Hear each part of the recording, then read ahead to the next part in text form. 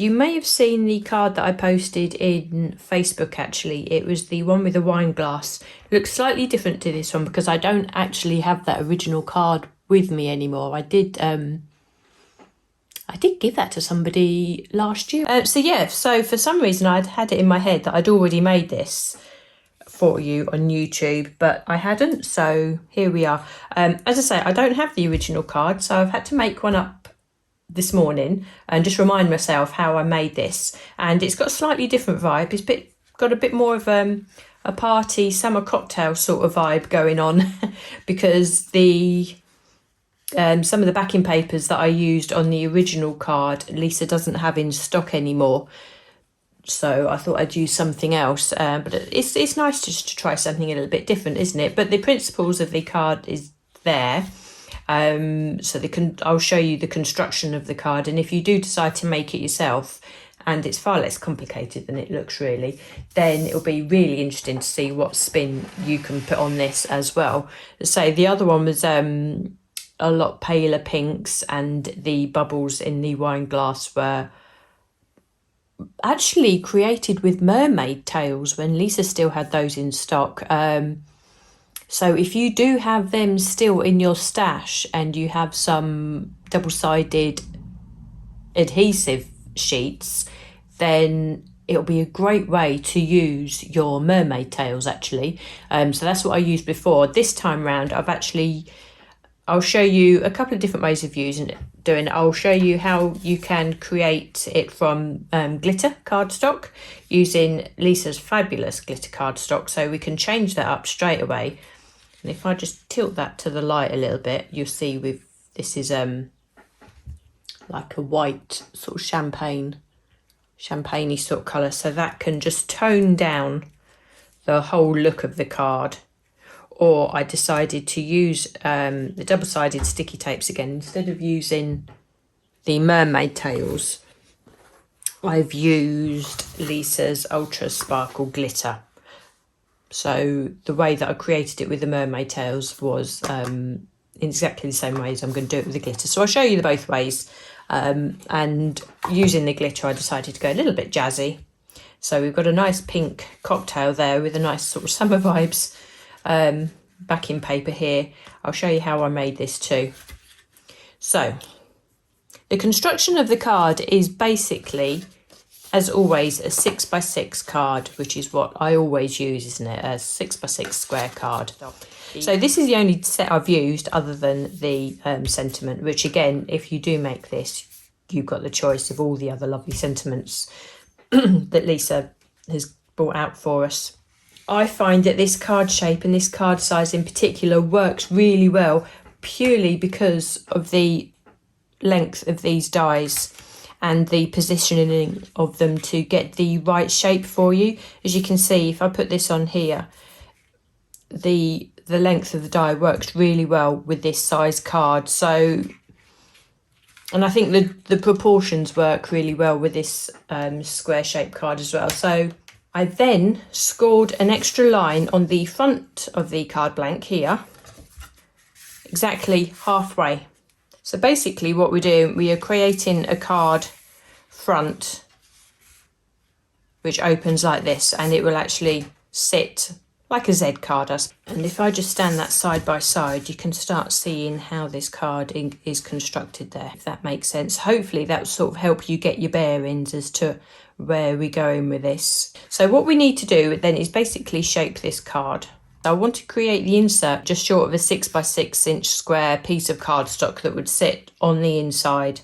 See here, I've already shaped this side of the card. I'll be using the thicker of the edger dies, and this has actually got 2 rows of stitched detailing, and the center part of the die is actually what cuts the card.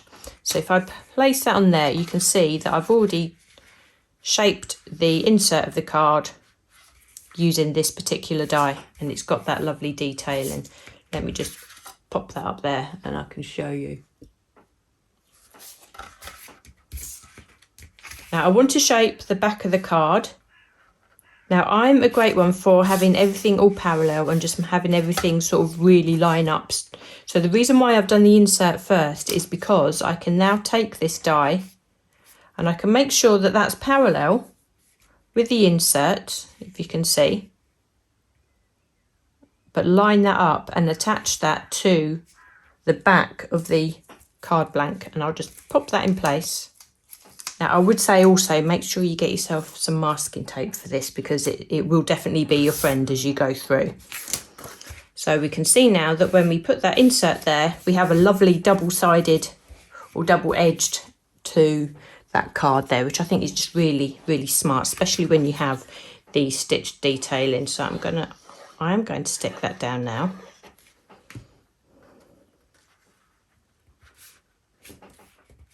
Now this section here is where we actually cut this loop from. So we take our looped section, and you can see that this fits on here really well, which is why I say the 6x6 is probably the best size card for you to actually create this on. Now, when you're lining up this die now, hopefully you can see what I saw when I first started this. Take away all this out in mind. Can you actually see half of the glass already sitting there? And it's that sparked the rest of the card design when I made this originally. I think I was going for a different design. I didn't set out to make a card like this. I do remember that much.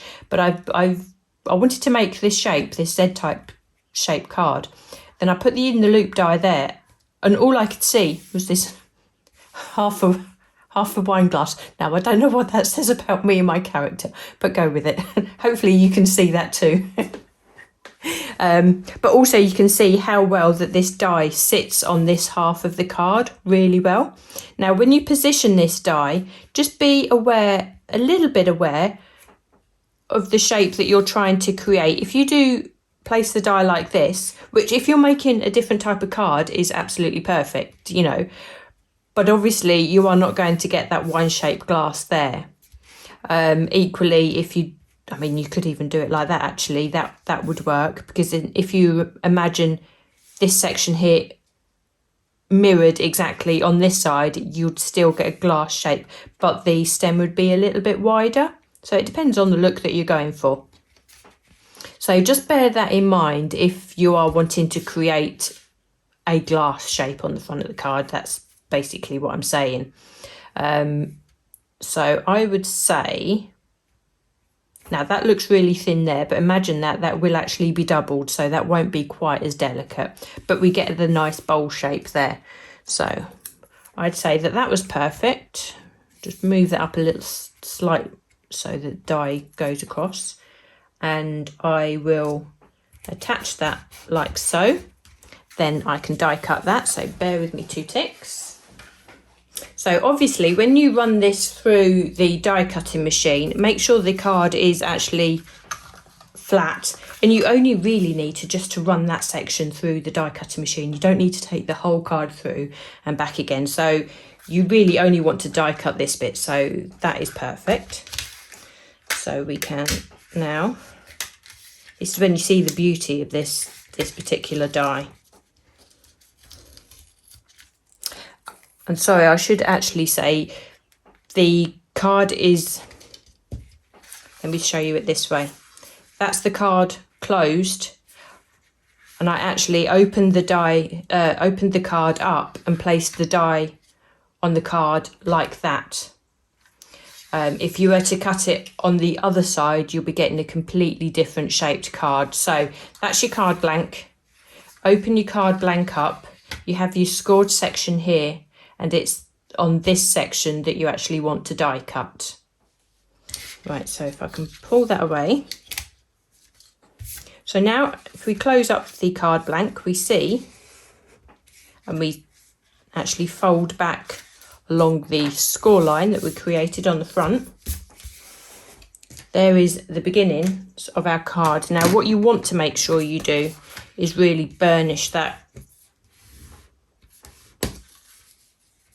fold line by making sure that you just use a bone folder just along there, just to make sure that sits open really well. So you can see now how that's sitting. Now, to create the actual wine glass shape on the front, we need to take ourselves a piece of white card. Ideally, initially, the height of the card that you're using, so it doesn't really matter how long it is, as long as it's going to be wide enough, you know, probably double the width of this section here. But as long as it's the 6 inches or the height of the card, this is where now we use the thinnest of the dies from the set. We turn it over. Hopefully you can see what I've done there. And if we just line that up,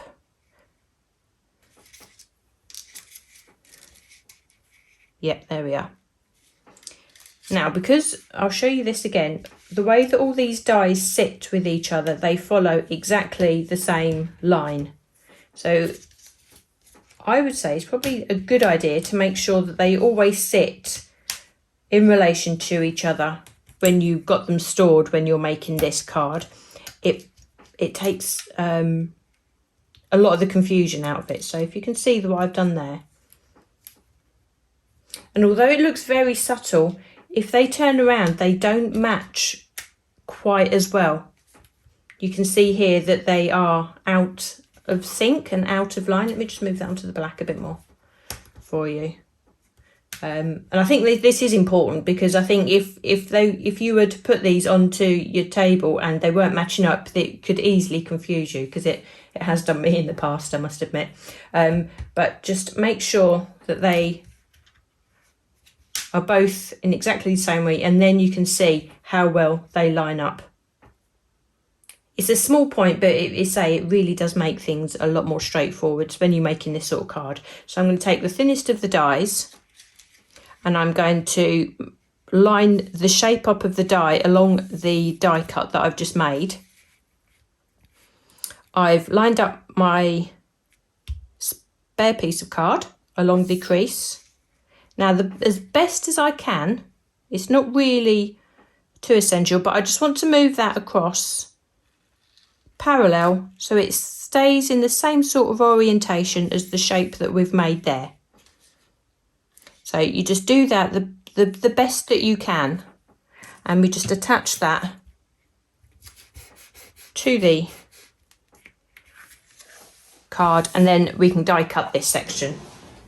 You'll see that what we've created now is 1/2 of that die of the wine glass that's going to be sitting on there, and you can see the advantage of lining up the best that you can the two dies, so this will sit nicely on the top. Now, this piece of cardstock that has come away, that's still attached to your die, just peel it off gently.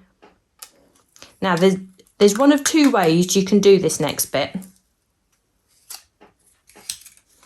That's come from there. What you can do, flip that over and use this as a template, and you can draw up the side there, and you have your wine glass shape, which now you could take a pair of scissors to and cut with scissors, and then you have your shape. Or if you want to carry on using the die, obviously we won't be able to flip the die over to cut that. That won't work that way, will it? So hopefully I'm making this as clear as possible without confusing you and going slow enough for you to follow as well. So we've used our die to cut this edge. If we flip this over, it now means that our die sits this way, but we've already die cut that edge. So if we now flip our die, we can cut our wine glass from the reverse side, and we have a nice clean edge, and we don't have to rely on using our scissors. If you're happy to use scissors, then it might be a really nice idea for you to do. Now, to make sure that we have this lined up, you can either do it by eye to make sure that it's symmetrical, or you take this piece again, you see, it's been cut from there. All you need to do is flip this over, because we've got a straight edge along the bottom. Line it up along the bottom of the cardstock. You'll have an exact mirror image here of the die cut there. And all you need to do is to make sure that we die cut that in the right place is just line up the die to the side of this. So instead of actually drawing like we did on the other side, we just line up the die, tape it down, remove the template and just make sure that that's secure. And now you can see that this die cut edge is exactly the mirror image on this side. So we just die cut that. I'll be back in 2 ticks. Okay, so now we've die cut that.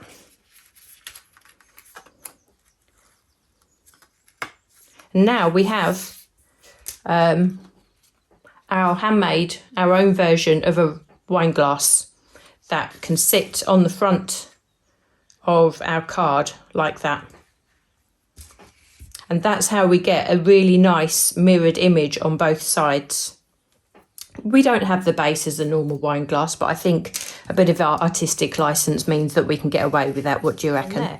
And all we really need to do once we've decorated this is use our glue, put our glue there and attach that. And now we actually have this card shape, which is ready to decorate. So the actual construction of the card, as it were, is finished. Okay, so now we can start decorating the card. What I want to do is add a background here. So here I've created a pink background. I'll go for yellow this time. I'll go for something a little bit different. So this is just some of Lisa's textured cardstock, a nice lemon colour. I've just cut it to fit half of the card front there. I've taken myself some die cuts from a washi set. It's the washi paper sets, and it's the whitewashed florals. I've taken one of the sheets. I've used the dies that come with it, and I've just cut out the fuller flowers like this. They all come off of one sheet, and all I've done, I've just used these washi stickers as they are now, because I've die cut them out. If I peel that directly off there, you can see how delicate they are. I'm just using that just to decorate the cardstock. Now, because they are of washi tape, the colour of the card that you put them onto really comes through the background, so you don't have that white background, and I think that's really nice. I'm just going to tuck the edges around the back there, and if I I've cut 3 out, because I want to go quite bold actually with this. But then if you may have your own design papers, if you want to use this, you may want to go plain. It's entirely up to you. This is say the way that I've opted to do it this time round.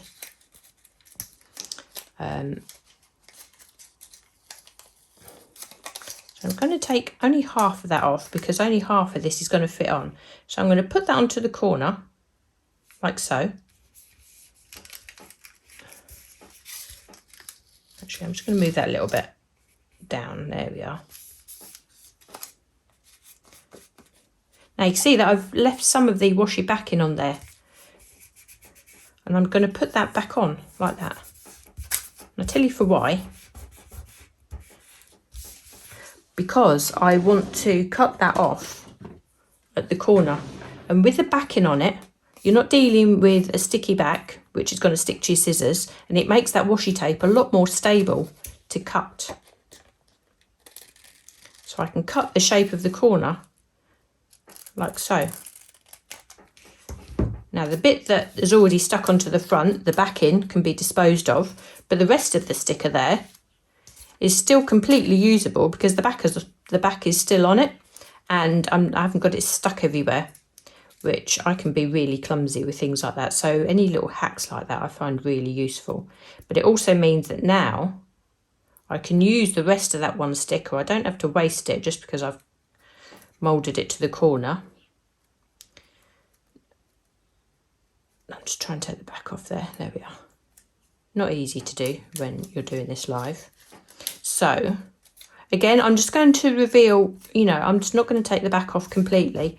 And I'm just going to just place that there, just so it fills that corner again. I want as much as that. And you can still see that I've got the backing on. And I'm just going to secure that again so I can trim again. Just like that. There we are. And this little bit here, it's only small, so I can just tuck that behind. So now we're getting a really nicely covered piece of textured paper. And actually, when you actually burnish these stickers onto the textured cardstock as well, it takes on the texture of the cardstock behind, which I think is really pretty. Again, I've still kept the backing on. Attach that to the corner. Take that round. Also, the benefit of doing it like this as well, it gives you that off the page look, which sort of gives you that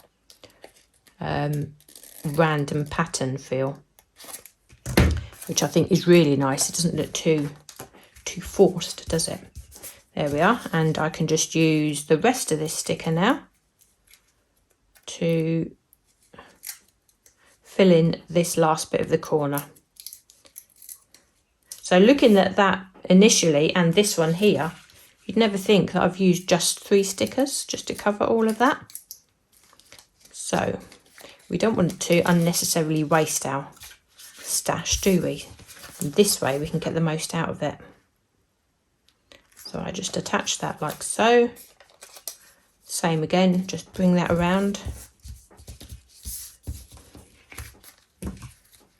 And I can trim that down.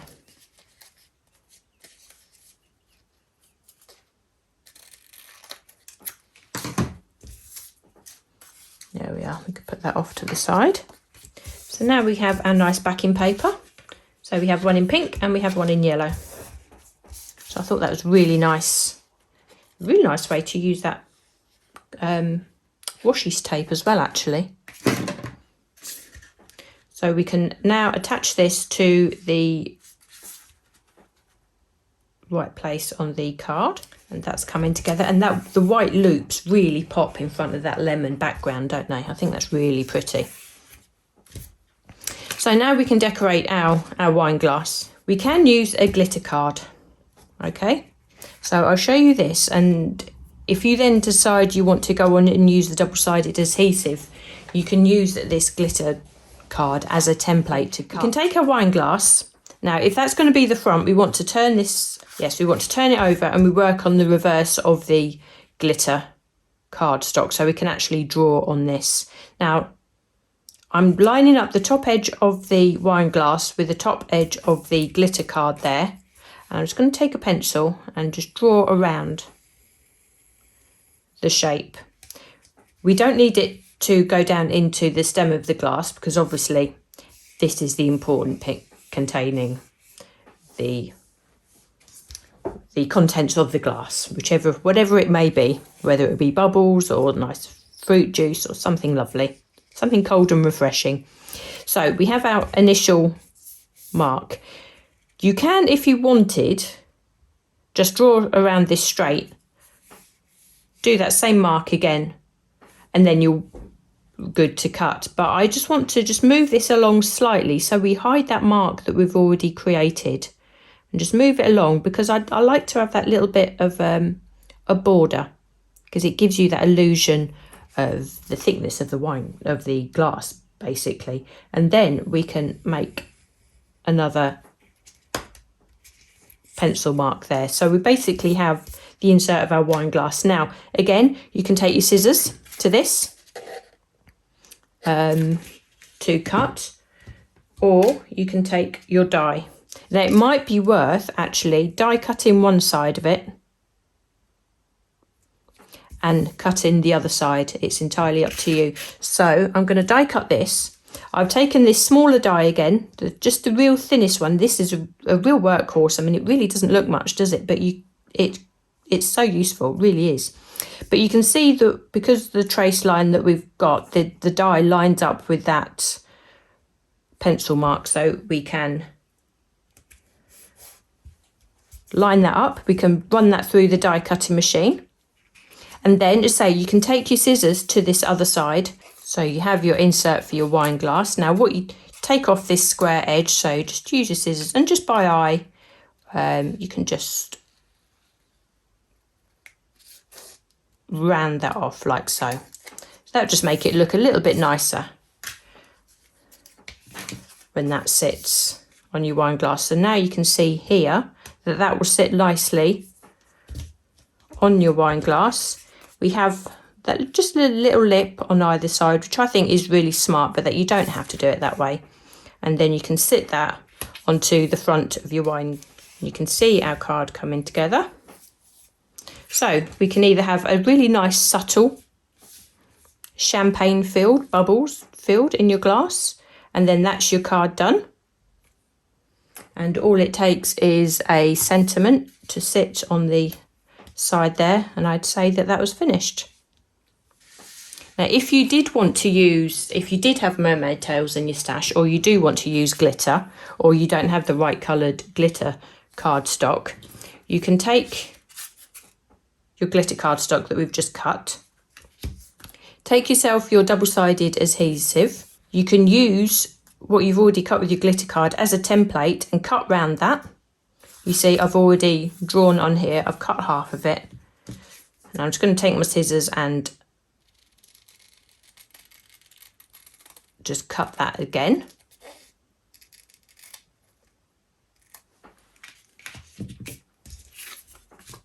And now we have our double-sided adhesive section. So I'm just going to take one side off.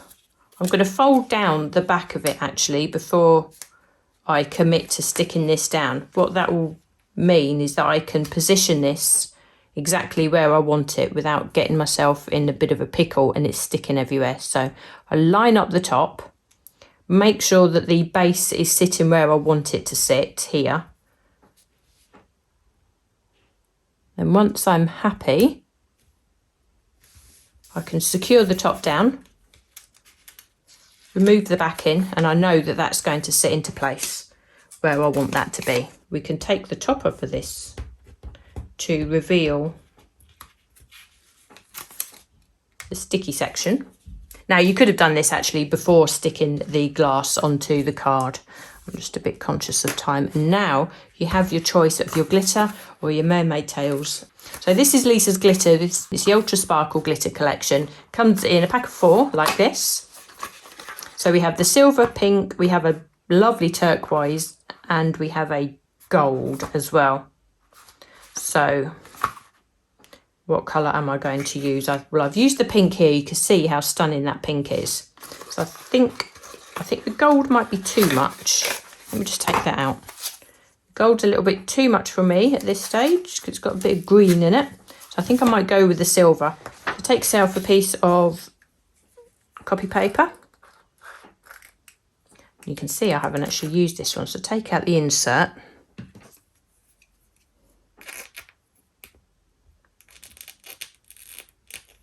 There we are.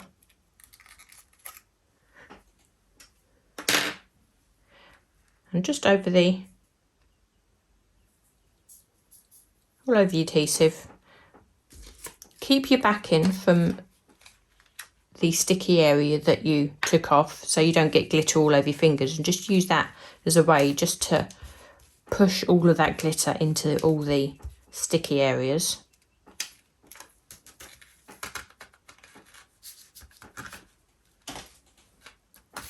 Tap off the excess and we can put this back in a second. I won't do that now because you can bet that that will go flying everywhere. So I'll just tap this off.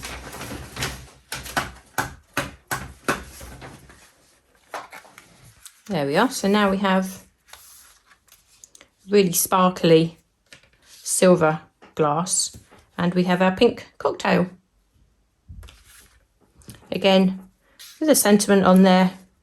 It really is a case of just dressing this up now how you want it. So I think that actually works really well. So I really like this sort of really bold pattern in the background that's disguised by the wine glasses. So hopefully that's made sense to you. But the actual construction of the card, I don't think, once you see it broken down, isn't as tricky as it looks, but it just really does play on the beautiful curves that we have from this die set. I think it's just a really, really nice way to use this, and so different. So thanks for sticking with me. I hope that all made sense to you. I'll leave that with you there for today. Thanks for joining me this afternoon, and I shall see you all next week. Take care, everyone. Bye.